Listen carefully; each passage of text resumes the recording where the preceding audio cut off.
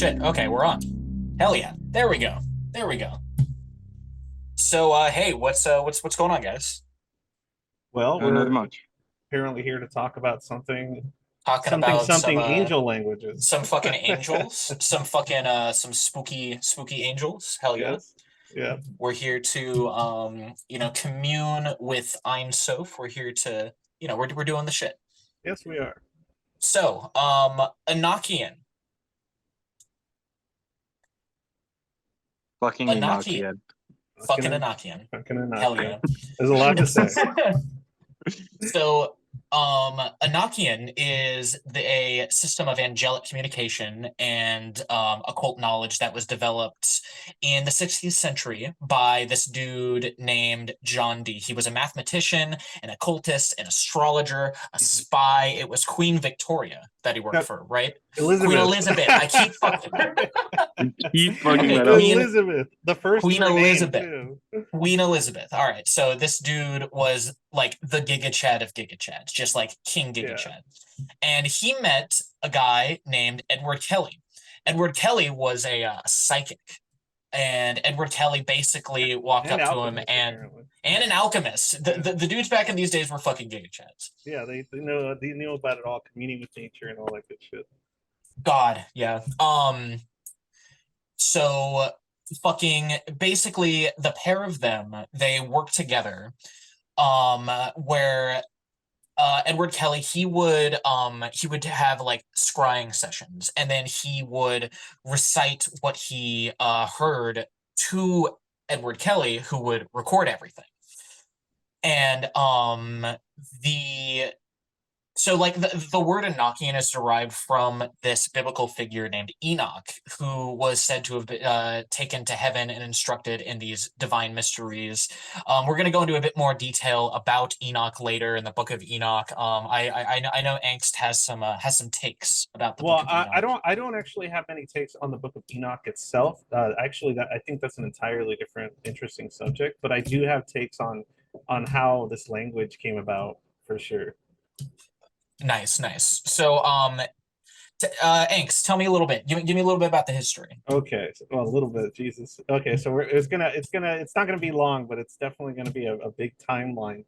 Okay, so Hell yeah. As it's an angelic language, so it's supposedly the language of God that he used, or they used, or whatever you want to call it, used to communicate with angels themselves. And then that language was a language that was spoken to very specific types of people. And one of those first types of people was Adam and Eve.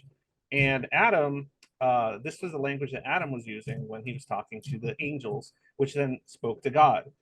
They were kind of like essentially almost like cosmic translators, if you will. I don't know that. I know there are instances in which Adam supposedly spoke to God themselves, but based on this understanding, they were still using this angelic language to communicate, and the angels are still serving as messengers half the time. And so when the usual story of Adam and Eve occurs, and you have the apple, and you have sin, and he got kicked out. He lost access to that language and the ability to speak to angels in general. But there were aspects of it that he remembered. Adam remembered regarding Enochian. And so then, via little pieces of memory on what it sounded like and how it functioned, he created what I guess is called the primal or primordial language, Okay. which was a very, very rough from memory version of Enochian, right? Mixed with whatever he could cobble together. And then So yeah, go ahead. So the Enochian language that they had prior to Kelly and Dee was like a very like muddled version of Enochian. Yeah, well, let me. It gets weirder. Let me keep Okay. going. Let's see. Okay, so there was kind of a layman's version of Enochian that Adam tried to cobble together, and then that eventually turned into the pre-flood civilizations, right? So then, Okay. and pre-flood, Tower of Babel, right? So then you had it. So once you had the people in Babel were speaking this language that Adam and his future and his children's children, his children's children developed over time, right? Yeah, So I was just gonna bring up the Tower of Babel actually, and like the yeah, mixing of languages. Is that yeah. what Well, see, you're that's falling what into? happened. Yes. So what the story goes that this language was the one used in Babel, and then when the Tower of Babel fell, the reason was obviously, well, I don't have to get into that story, but the splitting of the language itself occurred. So pieces of it were were kind of just redistributed as different languages, and so that humans couldn't communicate with each other in a consistent way. And so the Enochian, or even the pseudo Enochian language, was lost, right? And the closest thing that still existed to that language is supposedly Hebrew, and one of the most ancient forms of Hebrew available. Oh no, I think I see where you're going with this. And so Finish what you're saying though. I yeah, think I see where you're going. it's really cool stuff. And then Wait, real quick before you continue. So, do you yeah, think that it's possible that that original story of the Tower of Babel could be some kind of like a metaphor for the pride of humanity trying to like recreate this like this like post-Enochian muddled version of Enochian language, because the story of the Tower of Babel revolves around this idea of pride and trying to build a yeah, tower that is closer and closer to God, and then God explicitly swaps around their language. it And almost seemed like, in my opinion, it almost seemed like, oh, you created a civilization based around and inspired by a language, our celestial language. Well, let's see how good you do without it. And yeah, then that it was that just actually that's yeah. why I said it's a temper tantrum. It's a few different instances in which God threw a temper tantrum, and the angels are trying to like be diplomatic. It's actually pretty funny because like Okay. okay, so you had the Tower of Babel situation, and then the Hebrew is like the only offshoot. Supposedly, there's others that argue otherwise.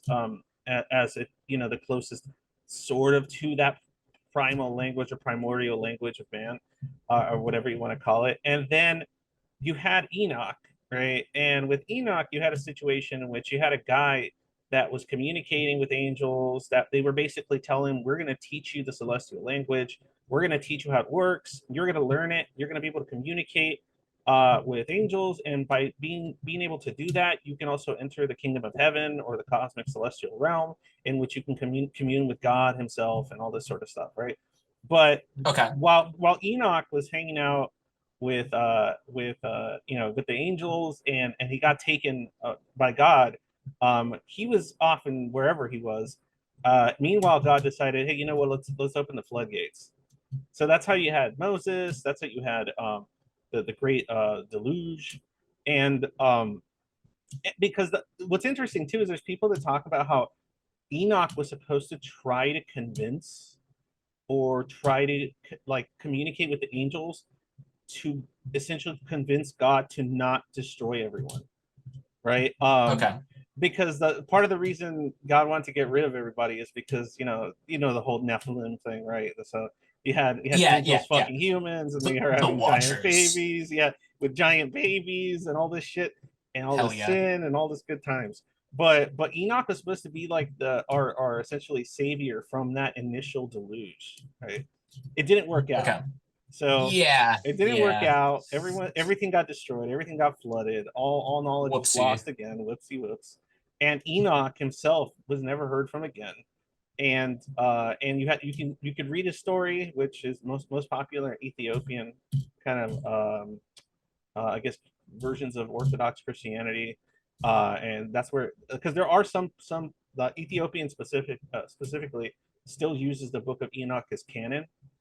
Yeah, I've heard about It's that. not apocryphal to them. The Ethiopian Christian Church has like one of the most broad selection of Yeah, canonical it's so based. books. If Yeah, I were ever it's Christian, like it'd their be Bible is fucking Ethiopian. huge. If I was ever Christian, it'd be Ethiopian, because they have the most awesome. All the apocryphal stuff is like canon. Yeah. Yeah, the Ethiopian, you think of the Tewahedo Church. The Ethiopian Tewahedo Church is like, they're very weird historically, because technically speaking, they're like one of the few groups of people who are specifically named in the New Testament, specifically in a historical book of the New Testament, which is Acts, the Acts of the Apostles. They are named as a group who the apostles, a specific apostle, that is Philip, evangelized to. There was a I cannot remember her, Kandake, the Kandake of Nubia is Yeah, listed as a queen of Ethiopia. hang on. Um, I have the actual the scripture here. Do you want me to like read it? it's sure, Philip and the Ethiopian. Yeah, I know the story if you want like brief rundown, but yeah, go ahead. Yeah, the basics from what I like it says, now an angel of the Lord said to Philip, go south of the road, the desert road that goes down from Jerusalem to Gaza. So he started out, and on his way he met an Ethiopian eunuch, an important official in charge of all the treasury of the Kandaki, which means Queen of the Ethiopians. Is that who you're talking about? Yes, Kandake is specifically the she would be the queen consort of what we would now call Nubia, Okay, all which right. is modern day Sudan. Okay. Yeah. So the Ethiopians have a unique relationship to that particular canon. Um, and those particular books are like they're absent from the Western canon and often for a reason. So like the Book of Enoch is a very, very unique example, but many of these books are absent from the Western canon because they failed to pass historical authenticity testing. Mm. A lot of people hear about books like Enoch, and I feel like talking about how things end up in the biblical canon and how things don't is an important conversation to have when Enoch comes up. Enoch was excluded because, and this is something a lot of people might not know, Enoch was excluded because the broader Jewish community that Christianity was growing out of did not consider Enoch canon. Yeah, from what I understand, the assembling of what we have as the Bible, especially in the Western world, was essentially put together through what was kind of like most popular. Mhm. Most popular, most coherent with agreed upon doctrine. A lot of people don't realize that the early church, a lot of people seem to think that like the Catholic Church was like an evil assemblage that like came into existence in the Middle Ages or something. The Yeah. church was one, it was united early on, and early on there were a lot of councils and various other kinds of think of them like board meetings basically, where the community decided what they did and didn't believe. So one of the interesting cases is the Shepherd of Barnabas, I want to say is the name of it. Um, Give me one moment because I'm literally going to Google it. Yeah, take your time. Shepherd Shepherd of Shepherd Hermas. of it is Hermas, yeah. Okay, gotcha. The Shepherd of Hermas was excluded, and that one never gets brought up in conversations. One of the reasons it never gets brought up is because what the Shepherd of Hermas did when it was included by certain groups is settle a heresy that is no longer relevant to modern society. So Okay. like that like a lot of books that did not get included because they were controversial because we had not yet settled the issues that those books were discussing as a community. And so we I say we our early church fathers kind of dear listener, you may have picked up that I'm a Christian. There is a our early We're not church all Christians, fathers. Yeah. but Eli is. Yeah, the our early church fathers was they saw these books as basically too heterodox. They didn't contain useful content for what they were trying to do. So if you're trying to build these sort of things, that's why the Book of Enoch didn't get included. No malice. It just literally, like, the Jewish community Christianity was growing out of thought that it was non-canon. So there was no need to include it because, like, there wasn't even a question of whether or not to include it. It just wasn't included I see. because, Okay. yeah, because again, there's no reason to include something where there's no debate over whether or not it's canon when you've got things like the Shepherd of Hermas where they there there was debate. Yeah. There was Okay. 100% debate. Hermas was because it would have settled a big issue, and you'll excuse me for having completely forgotten what the issue was. Clearly, it was settled enough. It was a Um, big issue, but we don't talk about it no more because it's done. It's over.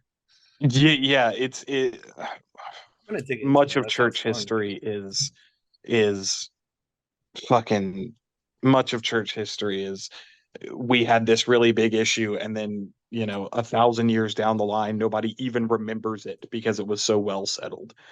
But God, yeah, yeah. just Over the course of that's why generations. Enoch did not make the final cut. It made the cut in Ethiopia because their community was friendlier to it, but Oh, in the West it never made the cut, literally just well, the because of mainstream. that. It didn't Yeah. make the cut within the mainstream. It obviously made the cut for a guy like like D. It made the cut for him because when you're talking like Renaissance era like Christian study, then you're talking about what do you call it? Uh, what's the word for it? I can't remember. Essentially, the equivalent of Christian magic. Um, is it? It wouldn't be under Hermeticism, yeah, right? Like Hermeticism and things like that. Yeah, some It Hermetic has groups were Christian. there Yeah, is it has its own specific thing, which there's something I want to get into later, which is really interesting. But for now, so angst. yeah. Let me let me You continue a little bit. yeah, Oh, the go ahead. last thing that the the last thing that you said was Enoch was gone, Yeah, yeah. never heard from Yeah, the again. language is So gone. The yeah, flood happened. so how did it come back? How did Well, it come back to John D, and why John D specifically?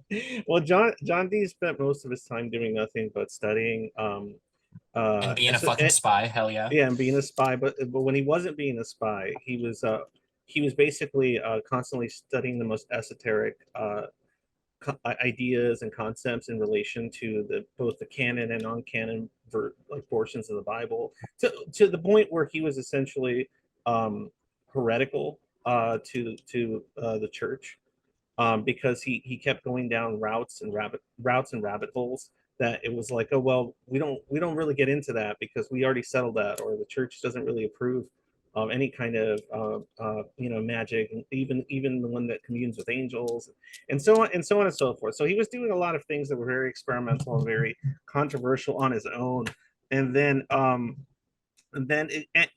his initial goal was to find or somehow locate or get a copy of the Book of Enoch, right? This book that apparently the Ethiopians already had.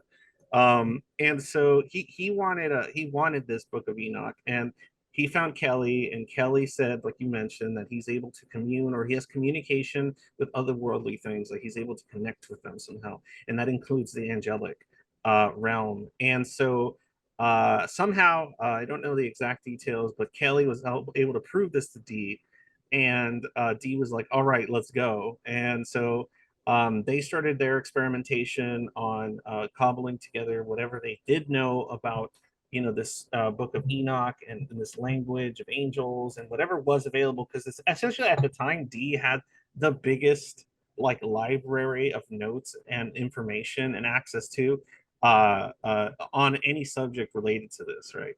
And more than pretty much almost anybody else on the planet.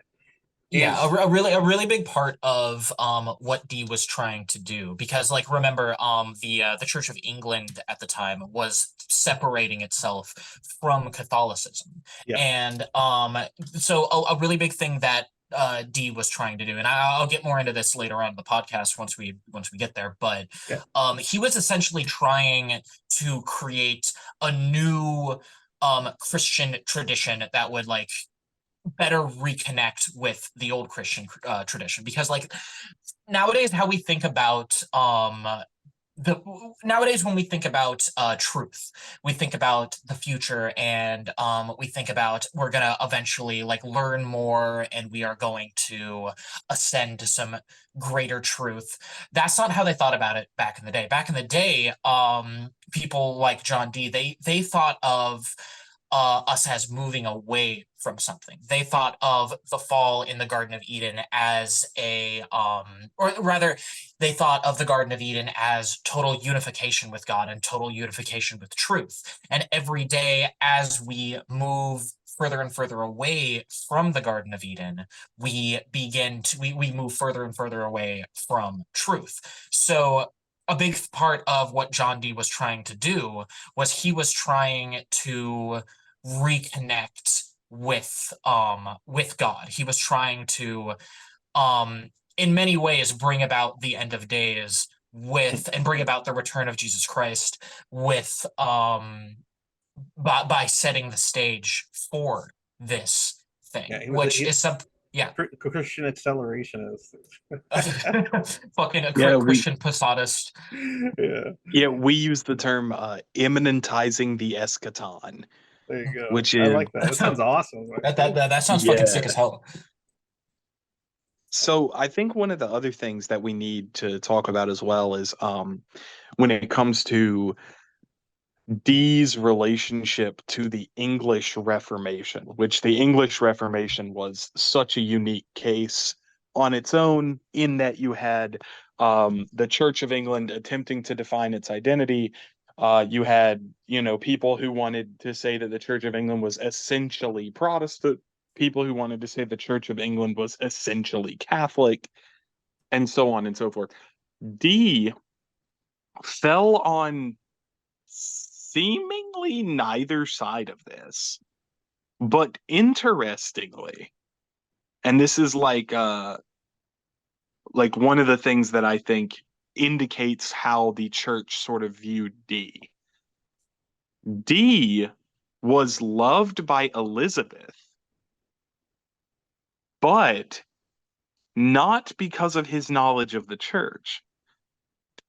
Elizabeth believed in astrology, and Dee was a good astrologer. So Dee actually, and this is fucking fascinating, chose, based on orrery astrology, the date of Elizabeth's coronation and Oh wow, holy converted shit. to Protestantism in order to be able to attend. Holy shit. And so later, though, Elizabeth was succeeded, and a lot of people might not know this, some of you might. Elizabeth was succeeded by James the First. That's William Shakespeare's James. That's the King James version's James. Holy fuck. And Okay, no, most this importantly, that for the life of the church, that is the one who authorized the 1604 Book of Common Prayer, which was the standardized form of worship for the Protestant Church of England. so It basically this locked in place how Protestant the Church of England would be for the rest of time. So exactly. Dee, Wait, this brings me into something that is really, really interesting. So essentially every religious tradition throughout all of history has had the esoteric portion of it and the oh fuck, what's the word, the exoteric portion of it. So like within Islam you have Sufism, within Judaism you have the Kabbalah. Kabbalah. Yeah. Within Catholicism you have, oh fuck, what is it, the magisterium, what the fuck, what's the where they dictate Oh everything. man. The Yeah. magisterium is the Catholicism gets a bad rap. The esoteric part of Catholicism is people like Saint Teresa of Avila, and with her, I think it's called internal mansions, and things like Martinism, Yeah, Okay. which yeah. yeah, Yeah, which were broadly suppressed Oh my by god. in that. They took out in any all the good shit. yeah, they took Like out they all the cool really shit. took out all the good shit and everything. They Catholicism is just like Catholicism is just like all the anti fun cool shit. shit. All of the No, cool shit. no, all of them. It's just like they all took away all the cool shit. Let's take away the dragons. Let's take away the magic. Like, God damn. Catholicism is just like if you're having fun, you're having a bad time. You're gonna go to hell. You're fucked.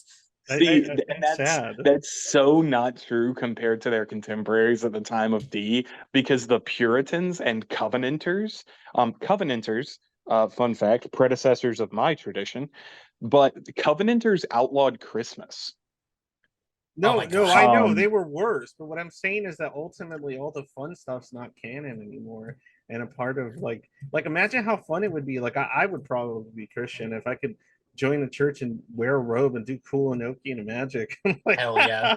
like So Um and the wait reason I and brought up King James, and this is why I wait, want wait, to wait, bring that hang back on. around. There's something, there's a little rabbit hole I want to go down real fast. Oh, word. So as I was saying, everything has its own esoteric tradition. Protestantism was essentially a brand new religion.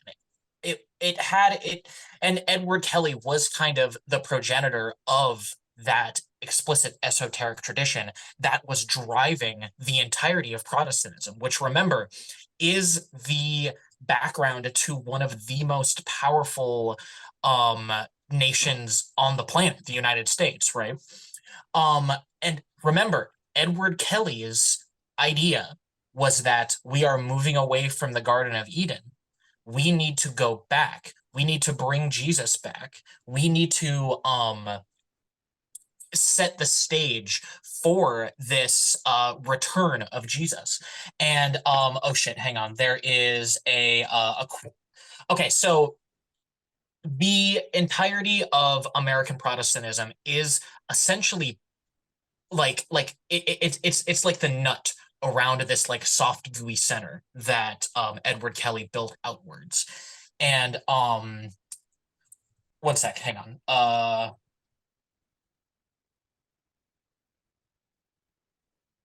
Okay, so his goal was originally to bring back Jesus, right? To set the stage for the return of Jesus.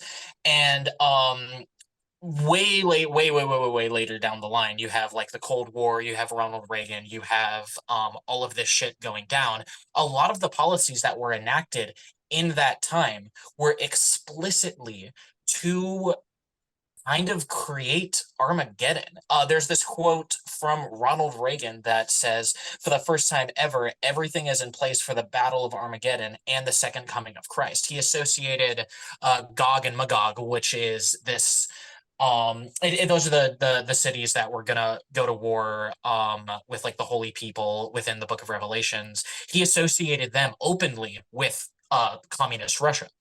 And it's really interesting that yeah, no, No, I it's like it. So the reason the one of the things as well that Reagan had going on, and you guys can look this up, and I might send you the audio clip of this so that you can clip it in here over me saying this, because I'm probably going to misquote it. Reagan openly talked about how he foresaw in the near future the uniting of the world's nations against a threat beyond our scientific understanding.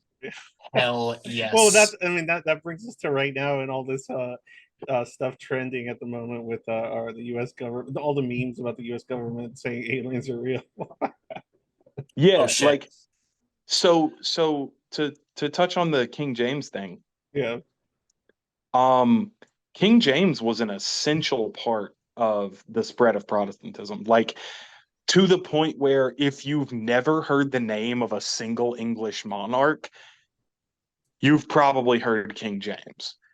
yeah. And Yeah, I know there is, Christians who are I know Christians who are very dead set on the King James version of the Bible, and they have no yes, fucking idea why. yeah, the King James only movement is very popular. One of the things that's interesting is when James ascended the throne, he fucking threw D out on the street. Oh my god. So I actually didn't know Dee's this. presence during the rise of Protestantism in England specifically, because you got to remember continental Protestantism had been settled for quite some time. Lutheranism, Calvinism, things like that had been settled for quite some time. So Dee's presence during the sort of rise of the Anglican tradition, as it were, is because of Elizabeth's personal preference for his predilection towards astrology. However, if you want to talk about legacy of John Dee with regards to his involvement with British monarchs, John Dee coined the term British Empire. Oh yeah, he did. I know, I remember. He loved colonization.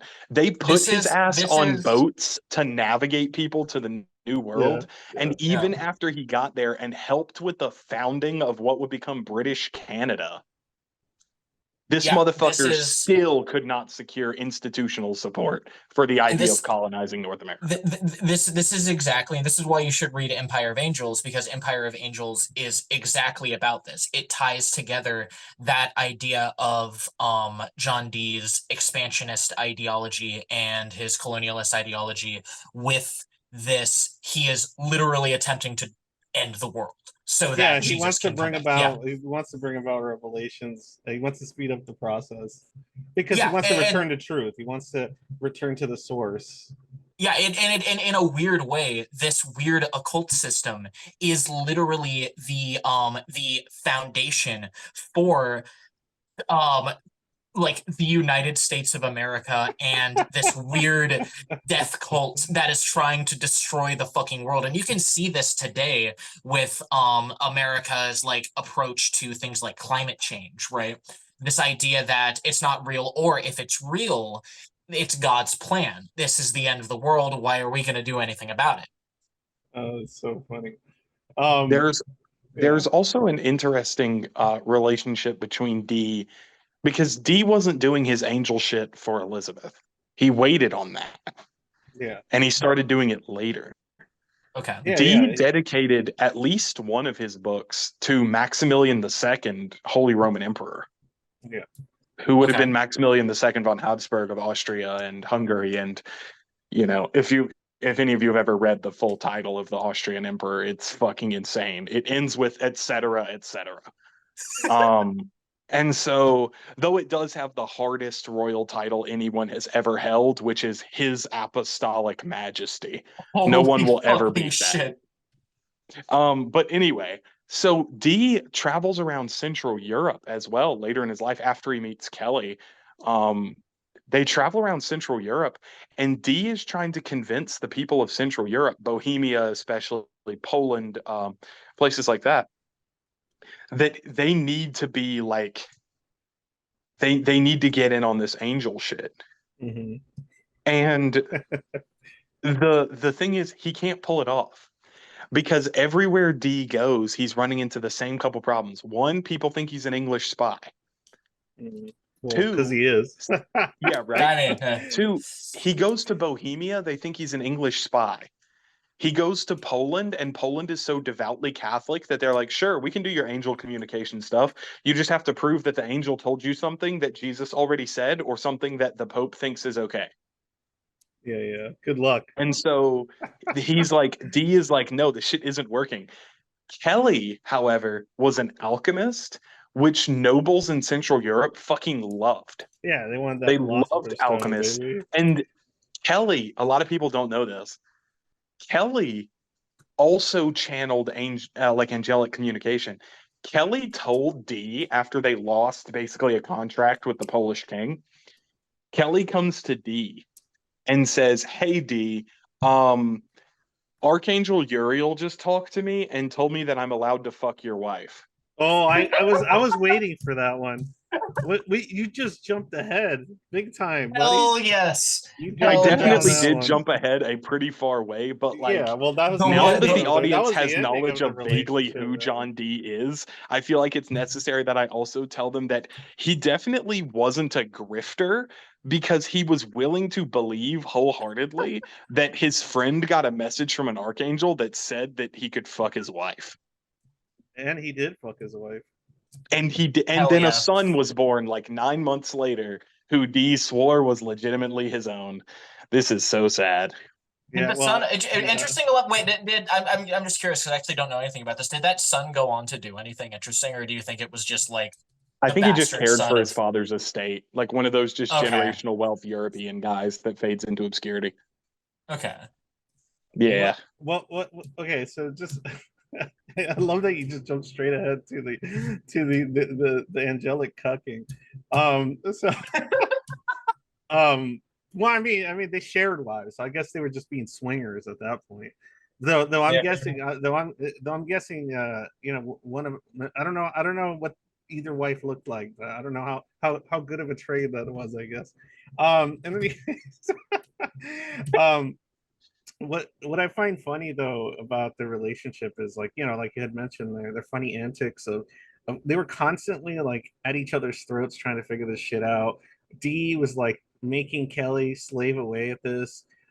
Kelly was just like less. It's so strange to think that the very guy who's speaking to angels was the one that was the least like the more unwilling of the two participants, right? And I guess I can imagine someone like Kelly was so involved because of all the connections that a guy like Dee possessed. So even if it was the case, even if say he was communicating with something and he was just exhausted by it or was mentally taxing, I can imagine just all the benefits of the networking that Dee had in possession would make that the amount of effort. Like basically, I'm asking, do you guys think that Kelly was just pulling a very strong believer as chain to exploit him? Like, do you think that Kelly was merely exploiting Dee?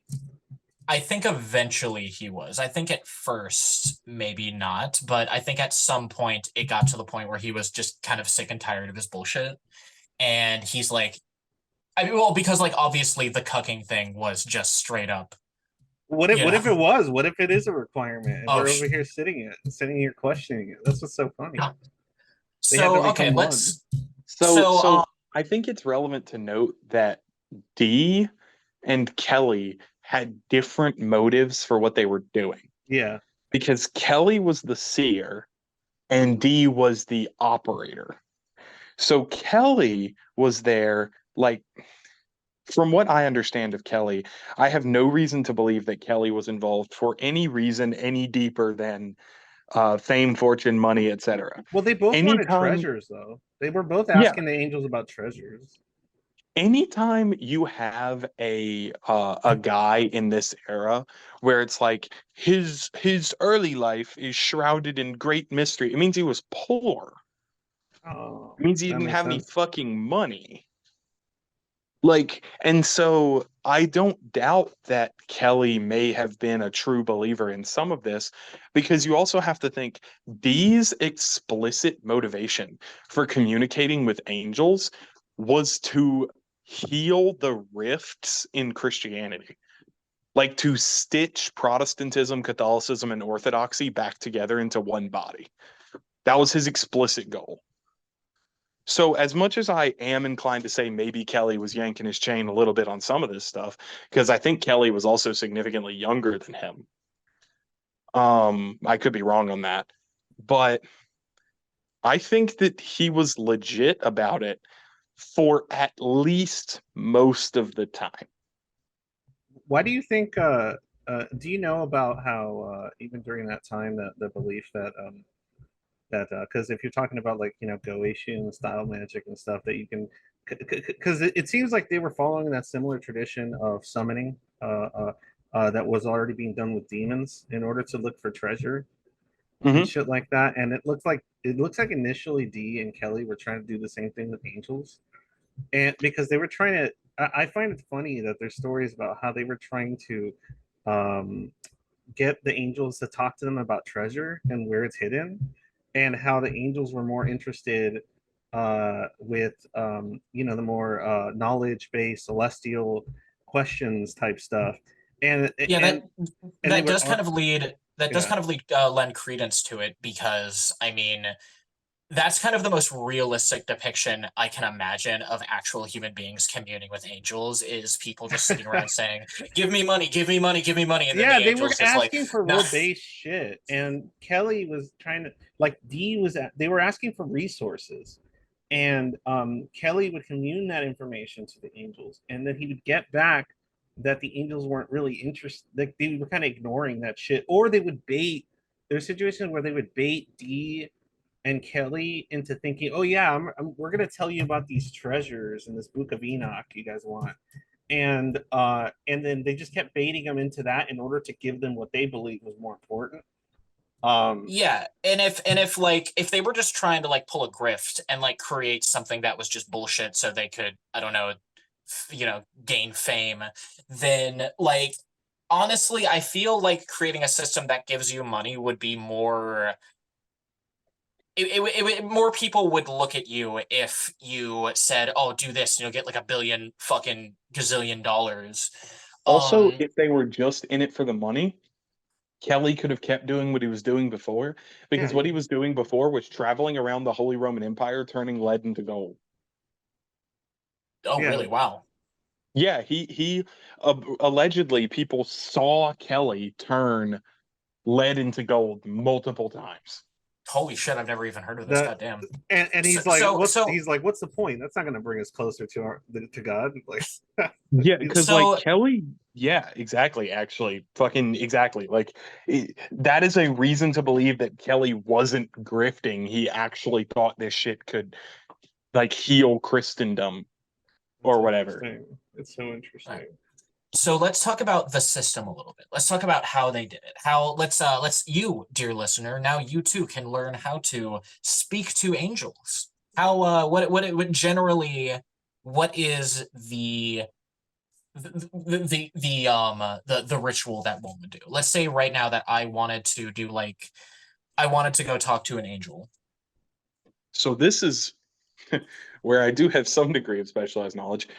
My friend who I had a friend who got into the Enochian system and pursued it somewhat heavily. You have to have a specialized table.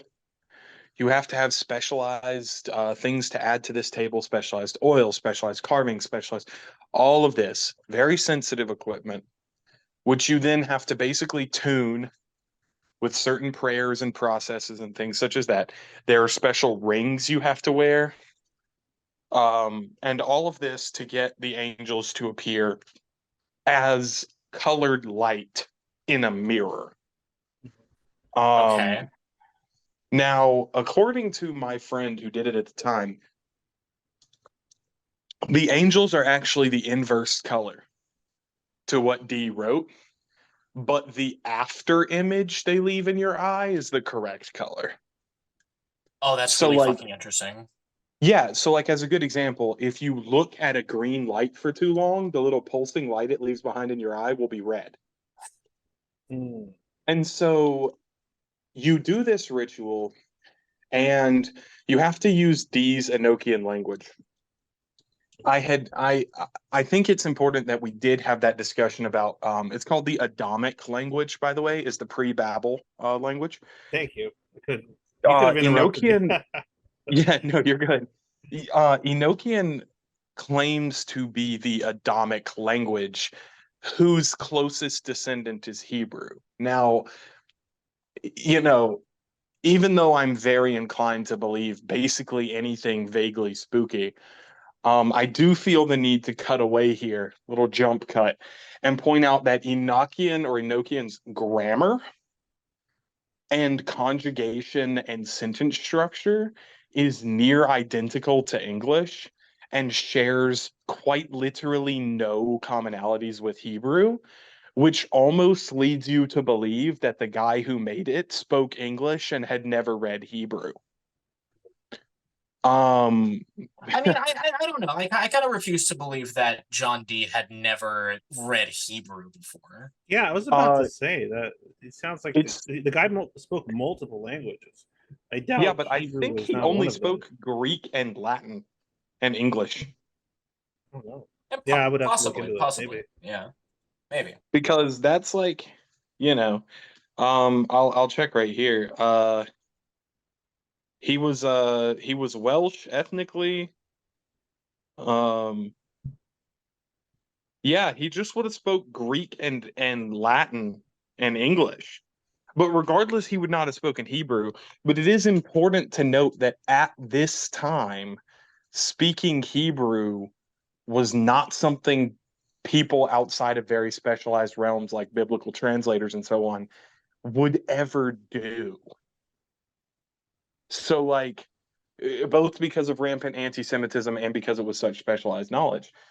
And so, but anyway, D claims this Enochian language can help Wait. open. First of all, sorry, I didn't mean to interrupt you, but first of No, you're all, good. this is being based on the assumption that Hebrew actually is the closest pre John D analog to like original Enochian. Which the closest could have been English, Yeah. which would be interesting. Linguistically, that would be, let's say, taxonomically problematic. Um, but anyway, so you use this language. There's certain words, phrases, and rituals in this language are considered keys, which open gates. These gates allow you to ascend closer to sort of this cosmic Eden and allow you to communicate. And this is the original system. The Golden Dawn would later elaborate on this with all kinds of tree of life metaphors and so on. But Yeah. you use these words as keys to gates. The gates open and bring you closer and closer to understanding the divine, and so on. When you evoke the angels, what you will get is like light that like whispers to you, Light that according to whispers a to friend you. of mine who put a lot of time into That's it. what I can attest to that only because I've actually watched a few videos online of people performing and talking about the steps you're actually taking. There's a decent video of a guy who's performing some Enochian stuff, and like, yeah, I can attest to a lot of the things you're saying as being like corroborated by other people that practice it. When Yeah, you say light that whispers to you, are we talking audibly? Like you can actually hear it with your ears, or is it a kind of like psychic projection into your brain? In the same way that if you're evoking some kind of spirit in other traditions, or even just praying, like thoughts will just kind of like pop into your head.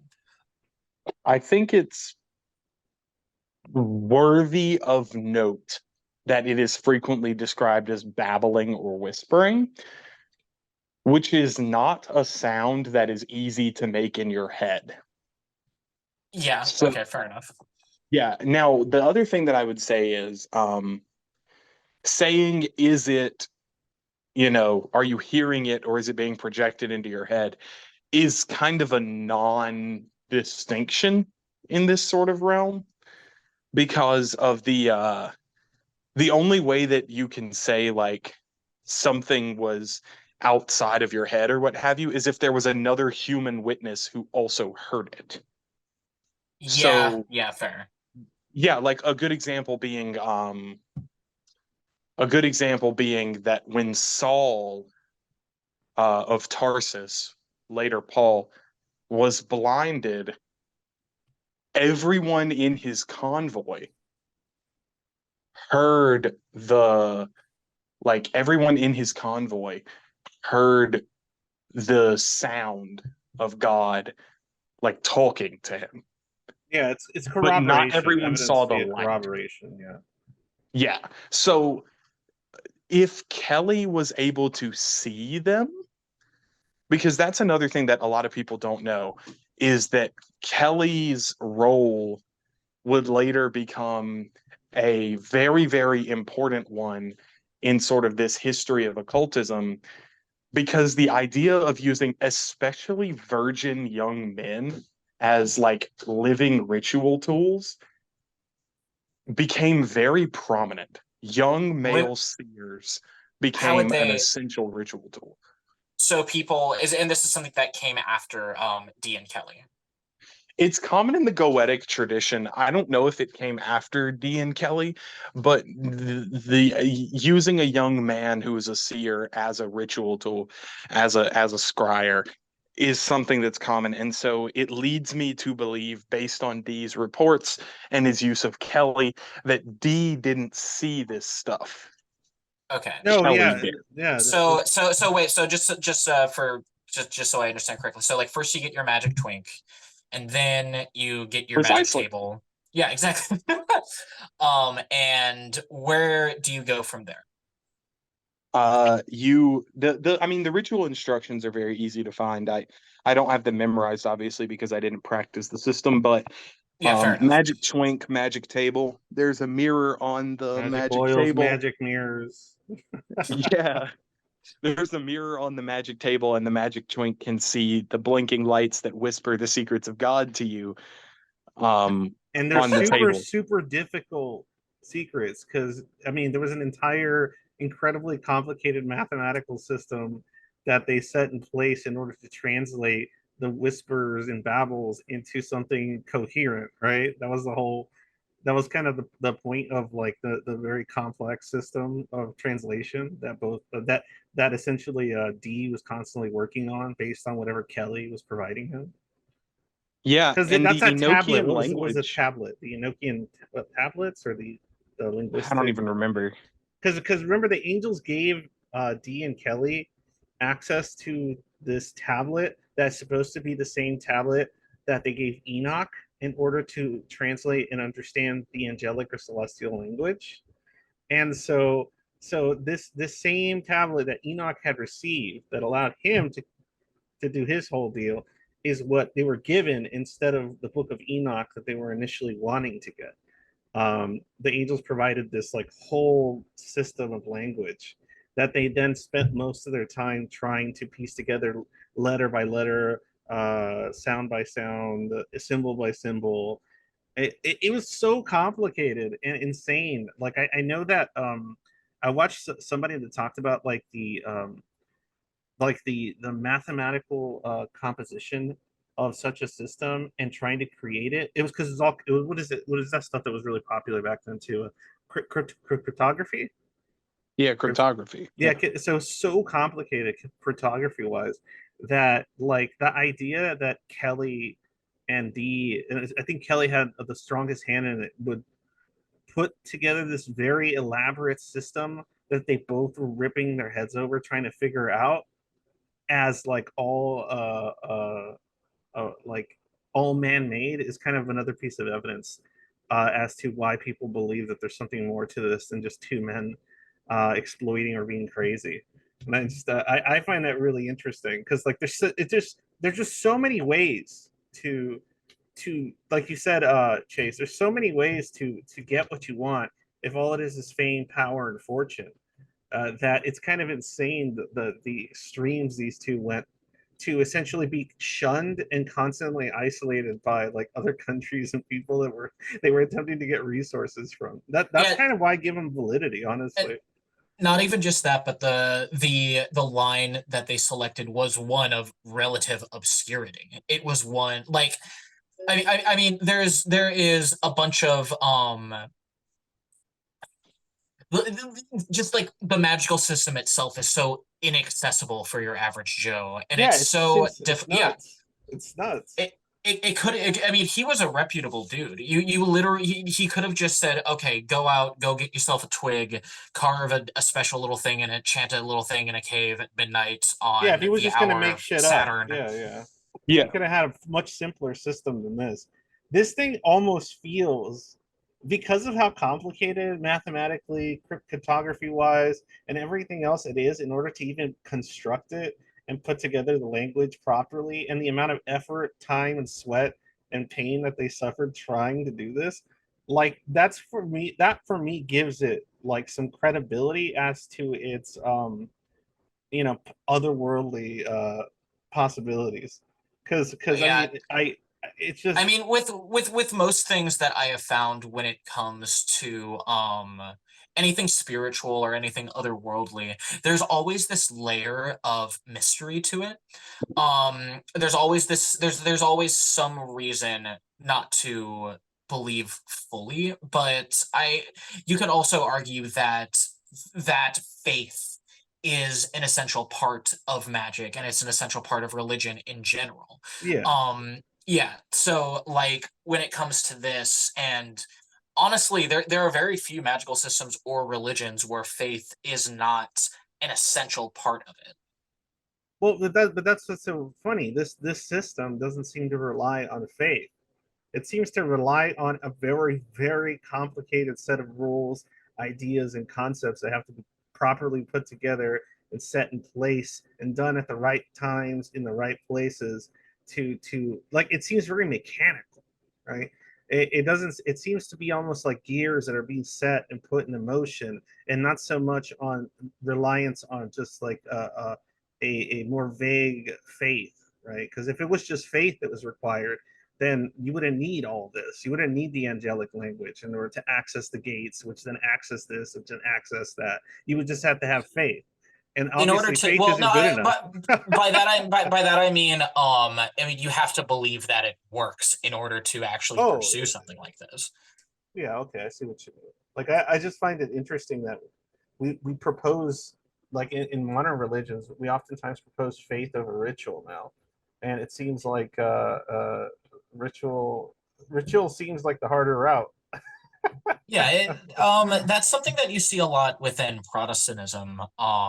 Like there's something that I hear Protestants talk about a lot, which they'll say something along the lines of, "We are not a religion, we are a relationship with God." And when I'm talking to Protestants, one of the things that I'll bring up was, I've left Christianity, but when I was Christian, I went from Protestantism and I was drawn to Catholicism because I was drawn to the ritual and I was drawn to all of these things, and that is always the line that they say, oh yeah, well that's the stuff that we don't have which makes us better. I guess it's purely like a faith focused thing. Yeah, Yeah. early on in the Protestant Reformation, there was put forward a series of sort of doctrinal statements referred to as the Sola.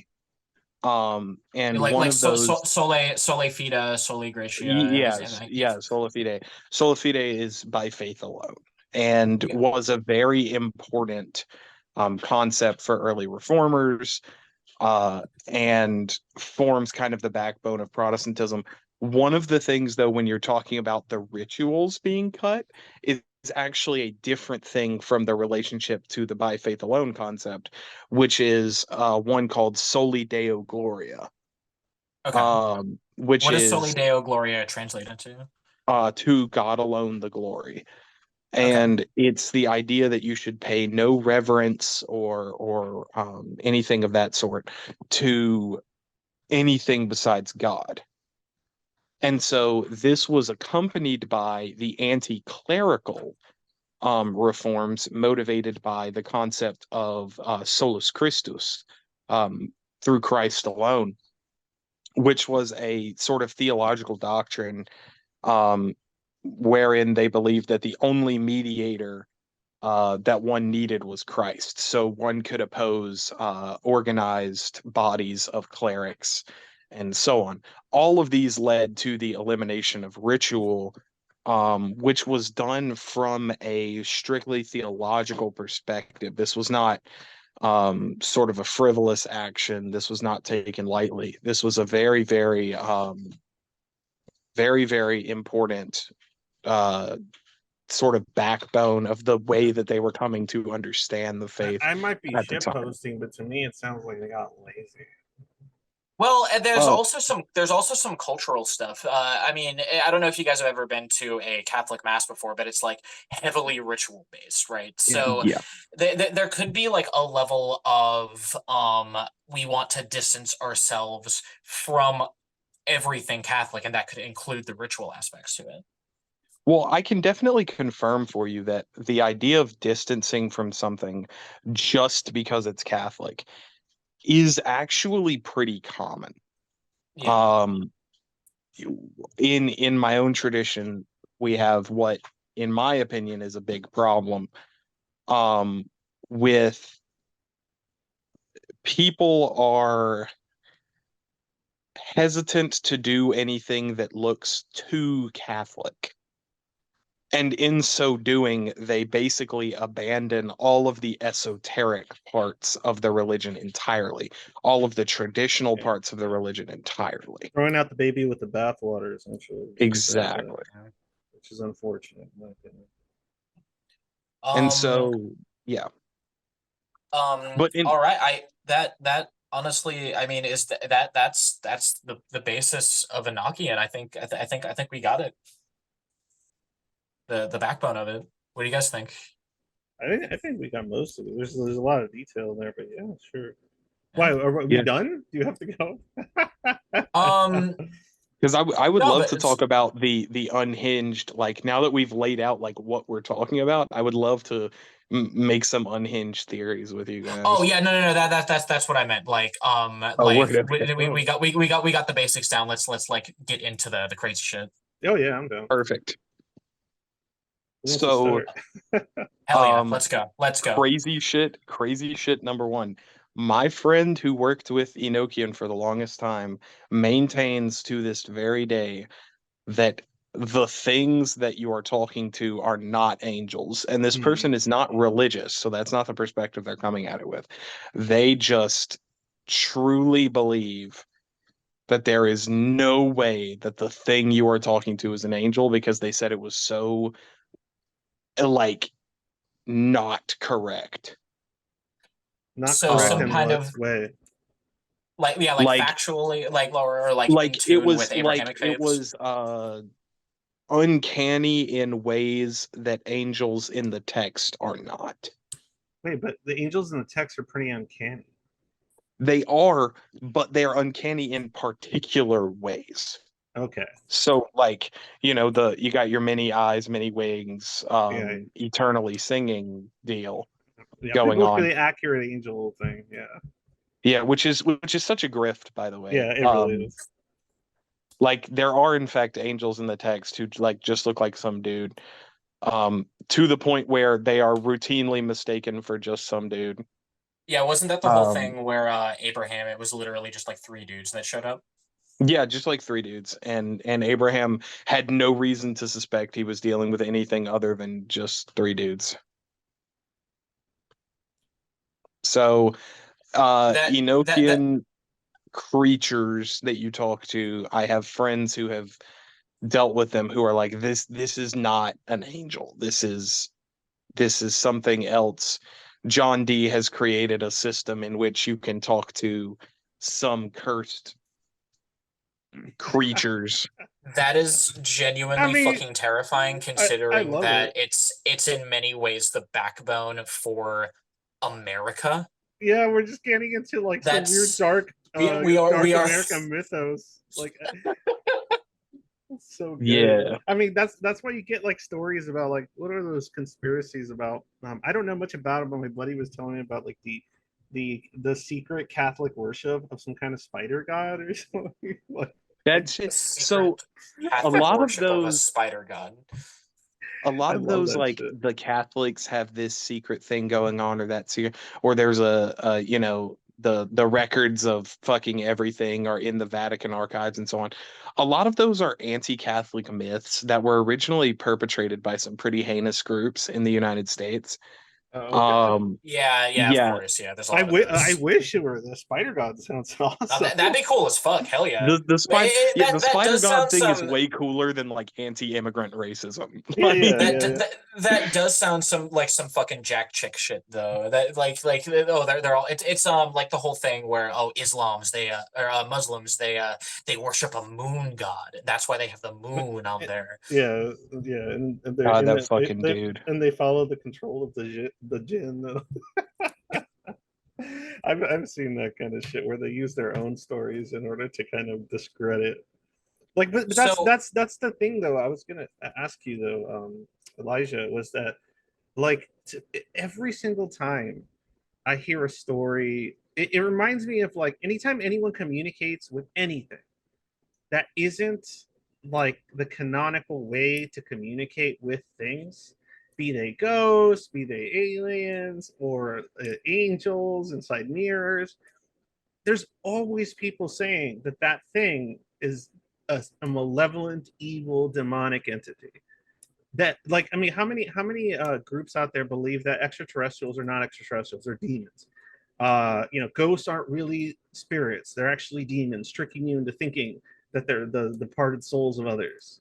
Like, Well, there is something to be said about the idea that so like, okay, so all throughout history, you have dudes like, you have Muhammad, you have fucking Zoroaster bathing in the river and shit, and then they would see something would come to them, and there is something to be said about aliens being the modern interpretation of that. These people, they have these weird fucking experiences, and it's usually like culturally based. Like some dude who sees some shit in India might be, he might see Shiva show up, or some dude like fucking Joseph Smith. He said oh, he she's going saw. down that doppelganger parasite weird, or doppelganger. Yeah, it could be that these are just things that are trying to communicate with us, taking on the shapes that we are culturally familiar with, and the modern interpretation of that could literally just be aliens. No, I get it, but at what point do we sort of delineate, like, our, because I feel like that just kind of, what's it called, inspires fear and the unknown further than it needs to. Like, it's just So everything Yeah, becomes the fear of the unknown. Everything, anytime something, we have to be constantly paranoid that it's actually secretly a demon, or something. So if there were otherworldly beings or whatever, and they were in fact trying to communicate with us, I don't. How would they go? What would they have to do in order for us to not just believe that they're just evil, malevolent entities that are trying to trick us? you could, so I I'll guess. tell you Yeah. why a lot of people buy into the extraterrestrials are not our aliens, but are Demons. demons. Uh like that sort of mythos, why it holds so much weight in the popular imagination. American Protestants, especially evangelical Protestants, have a fixation on particular pop culture interpretations of biblical prophecy. Are we talking about the rapture? Are we talking about like the frontiersman? I'm The going to survive the yeah, end of the world. Yeah. the one world government is going to come, and then there's going to be a rapture and so on. Factually, if you wanted to promote a one world government, the best way to do it would get people to believe that there was an unprecedented threat that threatened the whole globe all at once. Okay, Watchmen style. Yes, Yeah. aliens Ozymandias would style. be Yeah. Hell yeah. our Dr. Alan Moore deep Manhattan. cut. Yeah, aliens would be our Dr. Manhattan. Yeah. So what these people fear is less that the aliens individually, less that ET himself is a demon, and more that what ET represents is an opportunity for corrupt governments and so on to use their control mechanisms in order to instate what these people view as demonic, which is, of course, the biggest boogeyman of American Protestantism is actually not Satan; it's other people. And so Evil of they're not man. worried that the aliens are Satan. They're worried that other people will do things that God doesn't want us doing because they heard the aliens were coming. And so that's where that comes from.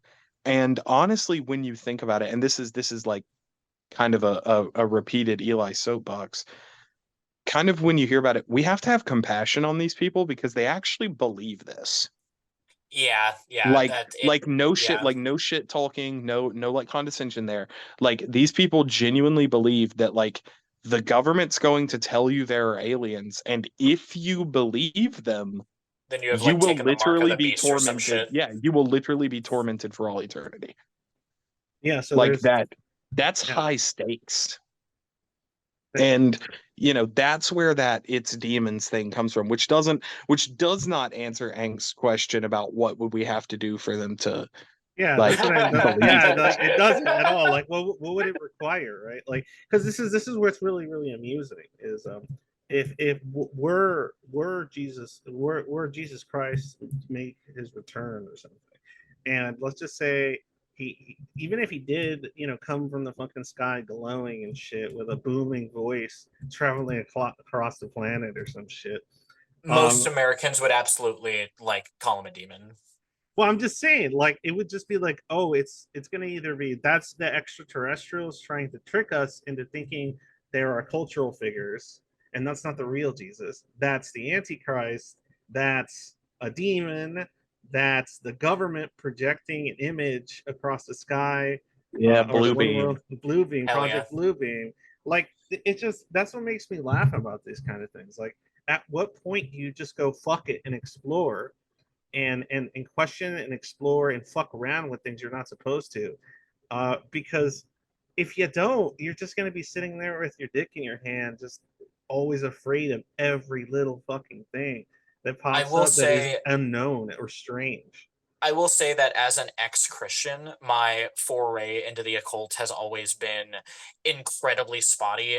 Given like I was a Christian, right? But I since I was a little piss baby, I've always wanted to get into occultism. I've always been fascinated by it. And so the way that I would try to get around the abolition of magic and occultism within mainstream Christianity, at least, was I would do two things. I would try to blend Christianity with chaos magic, and then I would invest a lot in protective stuff, like, oh, this culture thinks that this specific trinket keeps a demon away. Okay, that's cool. And I have like a whole collection of this stuff, but I was never fully able to dive into it until I was able to like eventually leave Christianity. And I will say it's a very like liberating feeling to finally say, fuck it, I'm gonna go fuck around with the weird shit. I'm going to go dive into all of the stuff and just like accept whatever comes Yeah, comes. it reminds me, like, to that point too. It kind of like people that, like, I've heard so many stories of like people that practice in the occult, and they tell me, oh well, man, like, I tried doing this thing and I thought it was like gonna be this, but it was like this, and it was scary, and I felt like a presence, and I never People, did it again. And but that kind of reminds me of the equivalent of ghost hunters. Have you, like, they bug the living shit out of me, because hey man, I was a ghost hunter. no, Okay, no, not, I'm not let's. talking shit about. I'll tell you what bugs the living shit out of me about ghost hunters. Not in general, is that oftentimes they'll go to these places with all this intent, right, to face the unknown, and the moment the unknown shows its face, they run away. That drives Yeah. me Or you ever crazy. see those ghost hunter? You ever see like ghost hunter YouTube channels, like the really Yes. indie ones, where they'll come in and then like they'll be in some abandoned factory, then they'll hear a noise, and they'll all get around and they'll start praying. Yeah, or they just hear, like, they see one chair move, and they're like, "I'm getting out of here. I'm getting out of here." I'm like, bro, you came to see shit, didn't you? Like, I don't understand why do people freak out like that. And it upsets me, and it's the same thing with a lot of the occult stuff. Like, I can imagine like somebody trying Enochian magic, and then actually something happens, and then they're like, this is confusing and strange and not to my expectation, and there's a lot of unknown components. I'm scared. It must be evil. I'm scared. Like, and that's what it feels like. It always what's always happening. The moment So a human comes into contact with the unknown, their instincts kick in, and they just automatically go into like fight or flight. my particular friend who experimented extensively with Enochian um was not scared by the encounter. Very much very much the kind of person who, you know, looks into this stuff, expects to see something weird, sees something weird, and it's like, oh fuck yeah, it worked. Oh, okay, then he's based. Yeah. Hell And yeah, hell so yeah. that was like kind of the perspective that they were coming at it with. And in so doing, I feel like you open yourself more to the, I guess I'll say, positive of it, which is the unusual knowledge. That's And kind of no the that's yeah, kind of how it starts, right? It starts with this weird morbid fascination with this weird thing. And then something I've noticed is that all occultists that I know are horror fans and they're also fucking hippies, right? So like it starts off with this weird I am going to delve into the deepest darkness and then they actually do it and it's like the most peaceful fucking experience that they've ever had. Yeah. yeah, I I have a lot of I did not have a lot of those hippie when I was an occultist. I did not have a lot of those hippie like occultist friends. I had a lot of people who were like, this is the worst thing that you will ever participate in. Really? My life has been irrevocably changed. I am fucking swimming in money. Really? Um Yeah, like I have a friend who was like, I like did Goetia, did that kind of stuff, and was like, I have to repeatedly renew like this thing I have binding this demonic servitor, not servitor, but familiar spirit, that I have running these tasks for me and so on and so forth. But I'm getting through law school super easily. You get that bag though. You Yeah, get in and that so bag. like That's yeah, hilarious. like there's a lot of those people who, and that honestly, I feel like the hippie mindset of everything I encounter is going to be super peace and light is a hindrance because your experience as a human person is not just peace and light. I used to Yep. know Yep. a woman who was Okay. a mother of a friend of mine who was very committed to the peace and light kind of mindset, and as such failed to have meaningful supernatural experiences. Um, and that that kind of commitment to everything's going to be okay can be a hindrance because even in these old documents they'll talk about some of these creatures, and I mean John Dee was looking to have experiences with creatures he thought were perfect good, right? Like Dee was not talking to angels because Dee thought that like there were several choices of types of being and this is just the one that he happened to stumble on. Mhm. He was doing it because he believed cosmologically, cosmologically, that the angels were perfect good. And if he could tap into them, if he could talk to them, etc., then he would be exposed to perfect good. And I think that a lot of us who are interested in the supernatural, who are interested in the paranormal, we are looking for, in some sense, perfect good. And That's that would silly. be why when these people go to, these ghost hunters and so on, go to these buildings and they see something that slightly freaks them out, they flip their shit and start like, openly, weeping and covering Running. themselves in ash and sackcloth or whatever the fuck, is because ultimately they came looking for an experience that would just be good.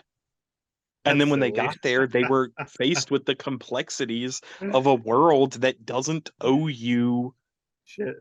like So coherence or understanding or so and accommodation. like and like wrapping this back around to what Schizoid was saying or what Angst was saying before, I think so what you're saying is essentially that in order to combat this weird I am afraid of everything mindset that people have regarding spirituality is to just kind of accept that you're gonna see some shit, that's life is just complicated and why would the spiritual You gotta world be. Marcus Aurelius this shit is what you're saying. You gotta fucking stoicism this shit. Well, it's more you have to love, and this is advice I give Christians, right? I'm as I kind of go down the path to my ordination and so on, this is advice I give other Christians as well, is that sometimes, the supernatural, the divine, the paranormal, extra normal forces that act on our lives, they're weird and they're uncanny and they don't come to us in the way we thought they would.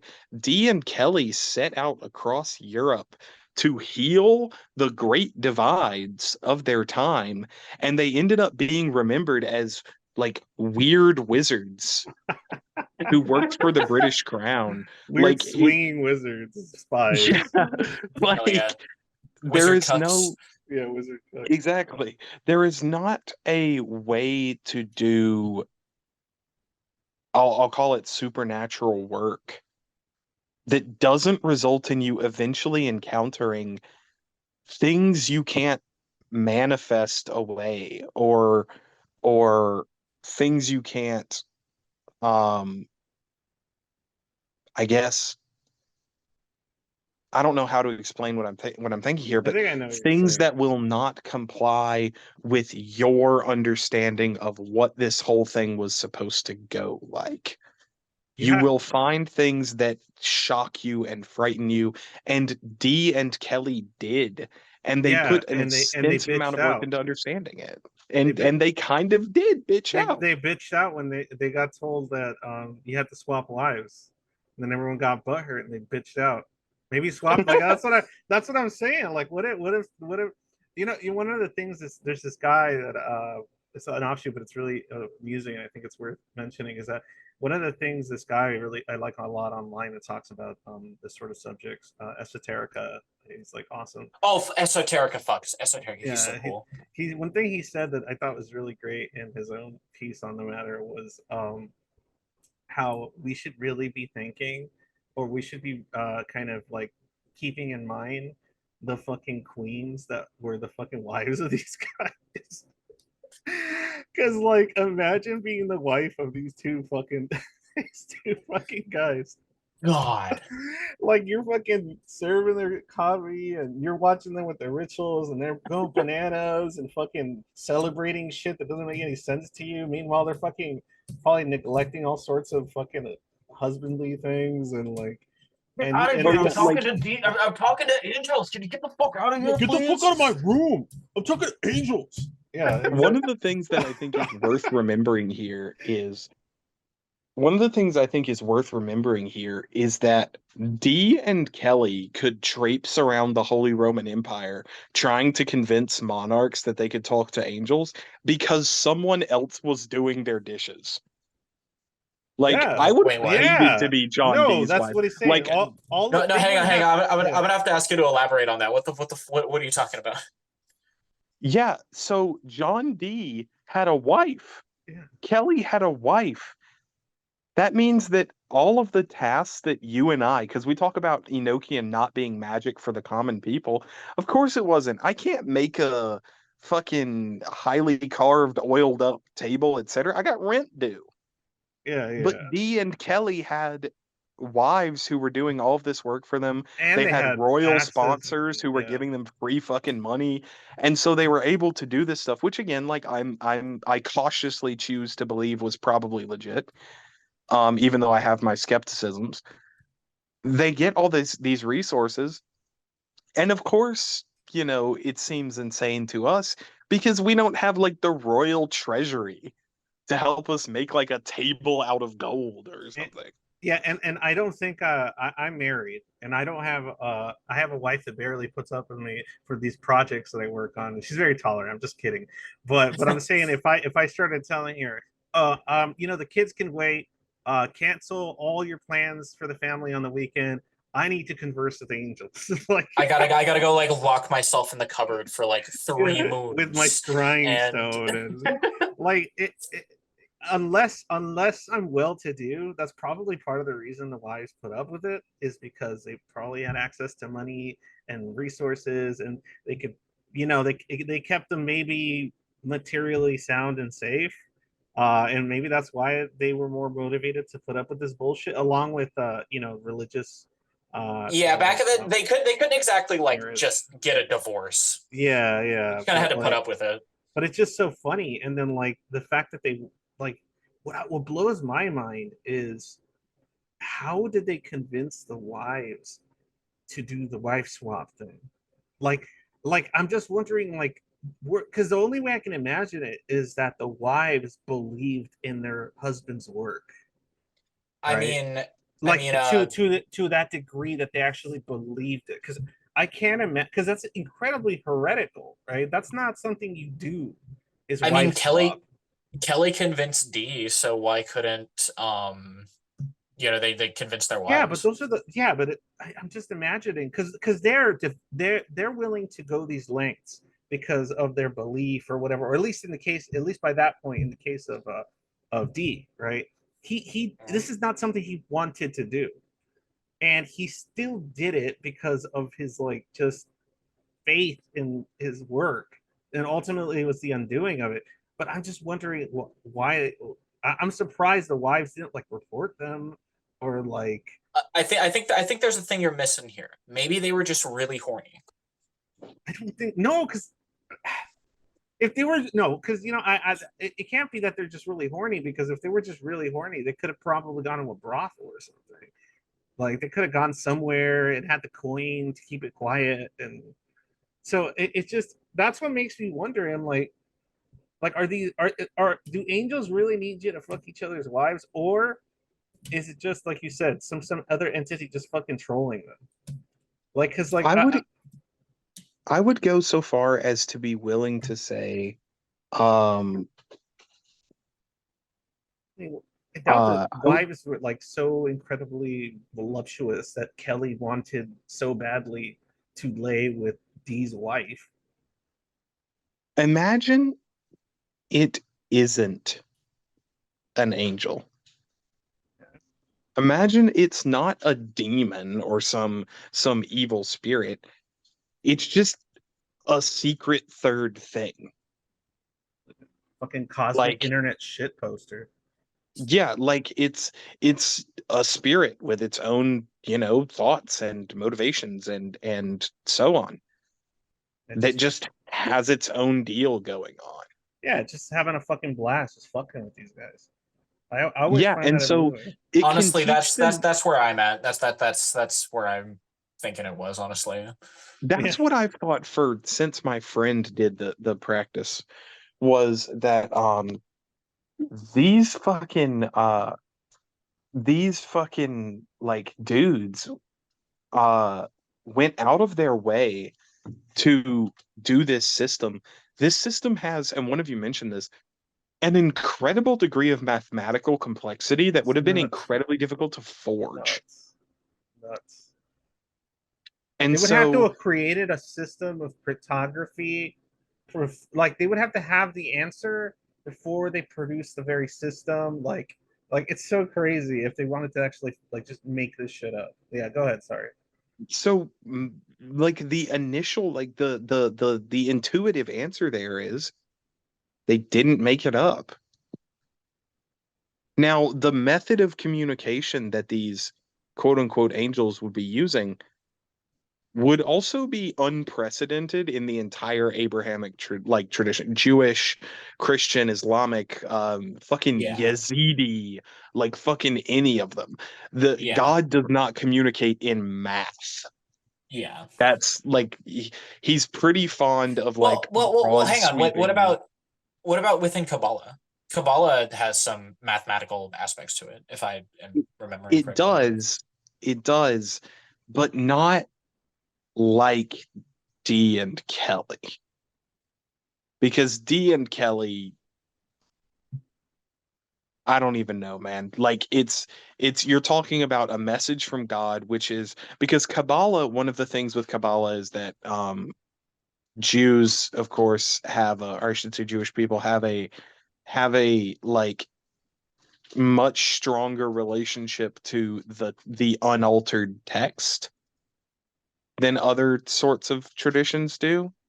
The Quran is, of course, held very unaltered and so on.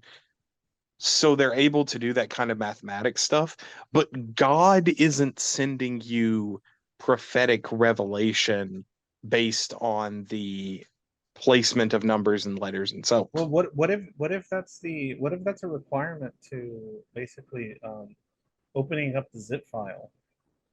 Like what if like you can't transfer cosmic or celestial information without going through a decrypting process, because it requires, like, I don't know, like the decrypting process itself doesn't just produce words, but it produces the unspoken emotion or feeling that those words possess, like an actual energy comes from them, and so it requires like essentially unzipping a zip file that is encrypted.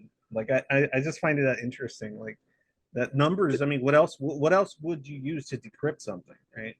I Besides the mean, conceptually, that's compelling. like that's how I imagine it. Like it's a zip file. So like so because if you're talking fourth dimensional, fucking fifth dimensional beings, right? You're not going to be able to just copy and paste that shit.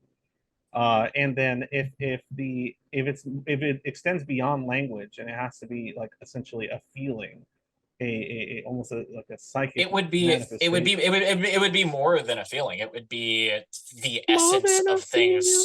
feeling. Yeah, It like would an be essence of something. it would be like the fucking platonic form of the thing that you're talking about. Yeah, exactly. And if that's not something you can just say with words very easily. It would require like some process. So Yeah, could it be that this language that Adam and Eve spoke in the Garden of Eden was less of like a language that you speak with your tongue, but more like a spiritual thing? yeah. I mean, maybe it Well, was like Would that be like a crazy to say? feeling, like a Yeah. an emotional thing that was sent, like the information would get sent down from God through the angels, and then they would fucking put that shit in a WinZip file. And then Adam had a process of decrypting it. That's a thing too. Is like one of the things I think we make assumptions of regarding Adam and Eve, but in this case Adam, is we run under the assumption that like he wasn't like he was just some kind of like very simpleton sort of guy, right? Like he was just some simpleton, like living in the fucking forest with like little to no understanding of anything, and just like a baby, right? And like I'm wondering, what if Adam was nothing like that? If Adam had in fact in possession specific types of knowledge that got taken from him, or Well, if ability to you, I mean, communicate certain if ways, like, yeah, if I'm he sorry. was like the progenitor to man, and that is if we want to take it literally, like he was a real person who actually Yeah, lived. yeah, yeah. If he was the progenitor of man, then he would probably be incredibly wise, incredibly Yeah, that's what intelligent. I'm saying. He probably Yeah. have access to so much information Yeah, and he's so much. literally talking to God. He's hanging out with God in the Yeah, and fucking what if garden, just what going for if in walks and order to shit. talk to God, you need to understand this level of information and be able to process it, right? Something that essentially the human brain is capable of. But he, what we're talking, like, what if Adam was like a the fucking limitless guy, and yeah. and all that got stripped from him, and so he was able to essentially just fucking decrypt this shit on the fly, because he was built that way, and I just like I just find it, that's wacky shit, but it's fun. Well, It's no, fun wacky you've shit. really uncovered something that I feel like does require some degree of thought here, which is what is our relationship to Adam? Yeah. Because for a lot of, especially Protestants, but for a lot of Christians, anyone who claims intellectual heritage to St. Augustine, which, if you're listening and you're Christian and you're in the West, you do. Or I should say in the Western tradition, you do. There's like Eastern tradition people in the West, but anyway, um, anyone who claims this heritage, we often say that our relationship to Adam is that, we pay for Adam's sin. But one of the things that we don't really talk about enough, I feel, is what was Adam? What was Adam to God? What was Adam linguistically? What was Adam to his family, I right? mean, right. Well, and then also, if God was choosing Adam over his angels, there must have been a pretty good fucking reason. Exact. And we talk about, what kind of wisdom would Adam have? And partially out of religious obligation and partially out of a real answer to this question, I feel like we can say that we have the answer to what those mysteries were, in that we have the restoration of sort of a cosmic archetypical Adam. And I'll tell you what I mean by that. And we're gonna get very esoteric here. Um, We should. wait, no, Christ, good, going I for think it. I think we're going off into the weeds here. No, I love it. I want to keep going. Yeah, that's Chase, good. That's for especially, yeah. What's up? did you want to end it now? Because I know you have to upload this at some point. Oh yeah, I just wanted to go. I just wanted to answer one thing that Elijah was talking about. I From love the direction, but we're hitting so three. We're gonna hit 3 hours. okay. I think it's more like two. We're about Okay, to all hit right, because then our I'm good. first, I'm yeah, good. I thought you were worried yeah. about that. We'll, All right. we'll give it like another like let's say like 20 minutes. But Okay, I I just want to wanted hear the to rest. I do want to hear the rest of that, Elijah. I do. I just wanted to say that the what is Adam, right? I have this Kabbalist friend who explained it to me. She has this, her outlook on it is very much that Adam is this archetypical representation of mankind. And what Adam is in relation to God. She explained it to me like this: like think of an air bubble in the ocean. The ocean, like it doesn't go away or change, but there's like a little gap in it. You know what I mean? And eventually the gap will fill in again. The ocean just wanted to see what it was like to not be water. So it made a little bubble. And when that bubble fills in and disappears, it will, despite being this massive thing that has always existed, it will go, oh, I'm water because I'm not air. And that is what Adam is. Adam is the representation of that little bubble. You know what I mean? It is God appreciating himself through his absence, through imperfection. Like imagine God as this psychic mosaic that God has allowed himself to see, and imagine being that painting and then stepping out of it and looking at it with fresh eyes. So going back to what you were saying about how God put the angels below mankind, and I think it's not, I don't know if it's something that is talked about in the like Christian tradition, but I know that in Islam, um God asked everything to bow before Adam, and a part of that could be because Adam is literally an aspect of God that is emanated downwards from God. so the reason that I brought it up was because there actually is, interestingly enough, an answer to the question of what is Adam, or like what is our relationship to Adam, in the mystic Christian tradition, which is that we see Adam emerge from the garden naked and afraid. We see him emerge as the first creation and as something which is, fearful of its creator and fearful of, what the future is to hold, to the point where God has to intervene on Adam's behalf later down the line and like, kind of be like, don't worry, here's your fire and your food and here's what you need to do. Here's the new rules and so on. However, and Dee would have known this, the image of Christ emerging from the tomb creates for us a mystic image of a more perfect Adam, of a sort of new cosmic Adam who looks at the situation and says, rather than, being naked and afraid, Christ emerges from the tomb, which is in some sense Eden, and he is naked and unafraid. He He's is, he's like emerging from the tomb, but he's also the idea is that he's like conquered death, right? So it's like, yeah. yeah, So Dee would have known this. That's not an original Eli insight. That's like a pretty standard Christian mystical reading. It's been around forever. Dee would have known this. And so when Dee was looking for the Adamic language, I think there's a really good reason why Dee thought the Adamic language could fix Christianity. And that reason is the Adamic language represents the renewal of God's like relationship with humanity. Represents, like you guys were talking about, represents kind of this ability to just like, instead of having to pray and discern and do all this other stuff, the ability to just ask the guy what the fuck is going on, Yeah, because then you and have the for right him to just programming language, answer you in plain text.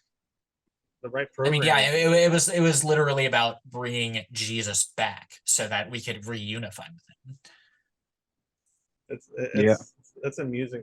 Um, it's because what was it it was the apple of knowledge or the apple of forbidden knowledge or the apple of sinful It was knowledge or actually, fun fact, probably a fig. In the more than text, likely. it's just fruit. It's just Yeah, the but fruit of the what's knowledge of this? good and evil. Oh, fruit of the Where does knowledge apple of good come and from? evil. English, No, fair enough.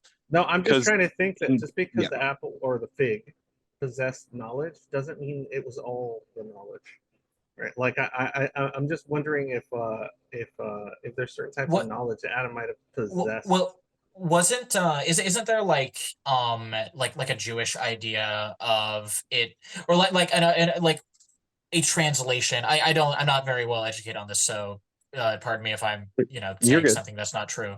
But isn't there some kind of translation of the original Hebrew text that translates to the fruit of the ability to dictate good and evil, or something along those lines? It's various translations that iterate on the knowledge of good and evil. And the way that you, and I can tell you precisely what that is in a moment, but like as in precisely what the wording there is, but there is a great amount of like, here I've got it here, it's Genesis 2:17, which I'll grab an interlinear of Genesis 2:17, but um Jesus, and or rather God creates Adam, creates the tree of the knowledge of good and evil. And now I'll tell you, its knowledge here is hada'at, which is skill, cunning, knowledge, to know, Skill issue. so on and so forth. So it really is the knowledge of good and evil. So the implication there is shockingly, and I say shockingly because this has like strangely mundane um like connotations, that it's literally that Adam and Eve were given like the perfect arrangement, and the way that they fucked it for themselves and for others, really just for themselves, but whatever, the way they fucked it for themselves was by knowing what good and evil are. And the reason why I think that is major alongside being mundane, however, is this really interesting detail. That means that the things that God calls good are good because they are good, not just because God commands them. Because it's not, which is an answer to the Euthyphro dilemma, which is one of the oldest like questions Yeah. in religious ethics. I, It's God being I, willing to say like that. Yeah, go ahead. Sorry. Yeah. no, I was well, gonna say. Go ahead, I Elijah. was. Oh, sorry. I Yeah, was just gonna bring up the Euthyphro dilemma right there because, like, could you expand on that a little bit? Because, when God is saying something is good, wouldn't that just be God's interpretation of it, or what would be the difference there? So the Euthyphro dilemma is a question asked in, I believe, the Socratic dialogue Euthyphro, or maybe the Euthyphro is the character. And it is this question, which is, are those things that God commands good because God commands them? Or does God command them because they are good? And the reason this is such a heavy dilemma is, if they are good because God commands them, then they are arbitrary. God could say today that murder is wrong and tomorrow that murder is right, and good and evil would be changing on a whim. However, if they are good, if God commands them because they are good, then that implies that there is a higher moral authority than God, or at least an external moral authority to God, which is also a fascinating implication, as you can imagine. John Dee, in attempting to resurrect the Adamic language and thus what I will here call the Adamic consciousness, right? Because that's what he wanted, was all of humanity walking together in this like metaphorical Garden of Eden, walking alongside God. In attempting to resurrect this Adamic consciousness and this Adamic language, he was attempting to put us in a situation where we no longer had to think about good or evil. That makes the Enochian project even more fascinating, because let's say that Kelly was being 100% genuine and one of these entities was like, you guys have to share wives now. That makes sense in the Adamic context. Because if you think that there is literally only one family alive, not a lot of strong textual evidence for that, by the way, but if you think there is only one family alive, eventually there would have to be some kind of wife sharing situation just to like populate. If you if you're not grifting, right? If you're not just like horny and being a coomer, then there's a lot of really fascinating implications Interesting of this argument. being Adamic, Yeah, of that's this being wow. Yeah, That is delusion. fascinating. that's really, it's really good actually. I'm gonna keep that in mind. But I did want to pause it very quickly because I know we're running out of time here. Yeah. I did want to posit a counter to what the apple itself, or the knowledge that the apple or fig possessed, and you were saying that it's this kind of it's this knowledge or separation of good and evil and understanding it that they fuck themselves with or whatever. I'm more pessimistic in that, like, obviously it doesn't even have to be an actual fig. It could have been like a fucking cube of light or something that they found. I don't know. You know what I mean? It's all symbolic language shit. Um, but I think that that information could also be possibly that it is arbitrary, and not only are they naked and afraid, but so is God. Ooh, that's Ooh. theologically, I don't think I'm allowed to say how interesting that is. That's my belief on the matter. I've thought about that for extensive time, and I think because Oh, I'm an optimistic nihilist or constructive nihilist, so like I think that that knowledge would be that the arbitrary nature of even God's own existence. Like imagine a celestial being that is alone and afraid. He's just going to want to create some company, and because he doesn't have the answers either. yeah. So That's kind of what I was saying with the he got mad. That's why this he acts like a idea child, in that my opinion, every time shit doesn't go his way. But whatever. yeah, it's literally just God like getting angry at himself and just like having a fucking hissy fit. Yeah, it's So self-hate. I would actually say that you've uncovered something really interesting and deep with this model. And this will be the final deep Eli comment. I have one funny thing that I can end off on if you want, but Yes, sure. there's a you've uncovered something deep there, and I think this can be a very interesting takeaway for an episode that was supposed to be about Enochian. Whether or not it is God or good that comes first.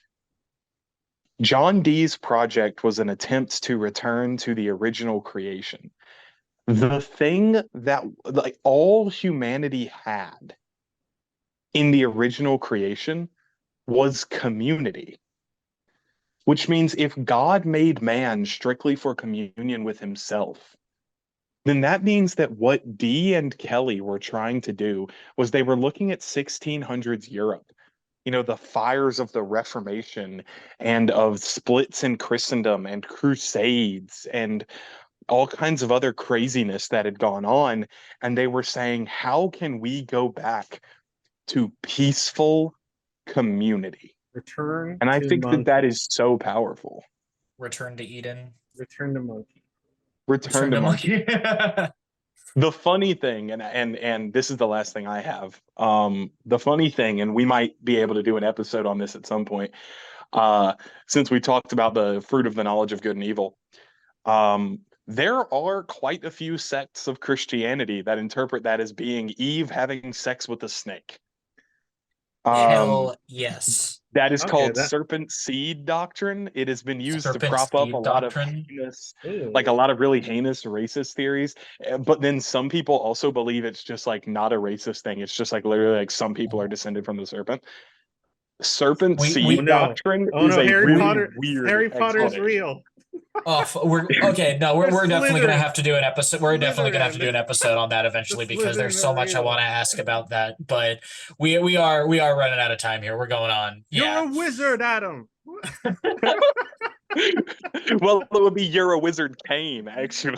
You're a wizard, Kane. Oh man. God. Anyway, that's all I have. Yeah, I think so is there any do you guys want to like shout yourself out? Do you want to give yourself a good old show, that's plug? probably good. Eli, go ahead. You can go first. I don't have any socials that I'll shout out, but you can, tune in again to hear me on this podcast. And Hell yeah. I don't know, go to church, repent and believe. I don't know. Never repent. Go to church or you're going to go to hell. Yeah, I'm good. Exactly. In case you can't tell, that's totally what I believe.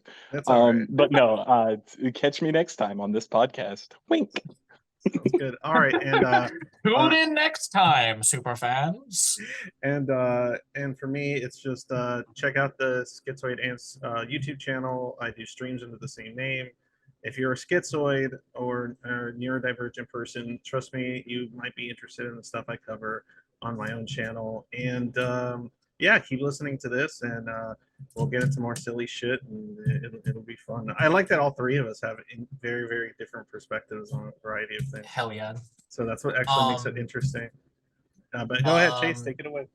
I guess okay, well, I mean, if you're listening to this, you might know me unless you just found this somewhere. I'm going to just like give myself a little shill. I am Chase Foxwell. I am a horror writer and I guess a podcaster now. So you check me out on, I got Twitter, you could probably find through the description. I got TikTok, which is where I got most of my my following going on. So yeah, just peep the description. I'll be linking Schizoid Angst's information in the description as well. But thank you for tuning in. Hell yeah, we did it. Hell yeah. Good job. Claps all around. Stop there.